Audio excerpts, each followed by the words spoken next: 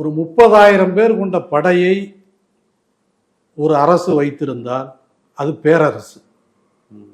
30,000 பேர் தான். சிற்றரசுன்னா ஒரு 5,000 6,000 அப்படி வச்சிருப்பாங்க. சொந்தமாக படைன்னா அதான் கணக்கு. அப்போ 1,00,000 பேர் வர்றாங்க, 2,00,000 பேர் படை வீரர்கள் இருக்காங்க எப்படின்னா கூலிக்கு ஆள் பிடிச்சிக்கிறது தான். சரி சரி. நீங்கள் ஒரு அரசுக்கு கீழே பல சிற்றரசுகள் இருக்கும்.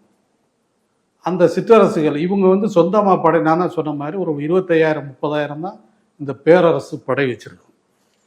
அப்போ இந்த சிற்றரசுகள் இருக்காங்கல்ல, இவங்களுக்கு கப்பம் கட்டுறவங்க ஒவ்வொருத்தனுக்கும் 5,000 பேர் ஒரு படை வைத்துக்கொள்ள அனுமதி, ஒருத்தனுக்கு 2,000 பேர் படை வைத்துக்கொள்ள அனுமதி.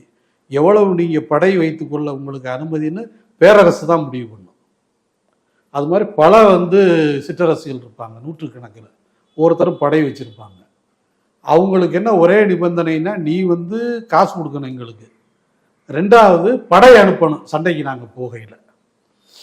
அப்போ ஒரு பேரரசின் படை என்பது பல லட்சம் வீரர்களை கொண்ட படையாக அது மாறும்.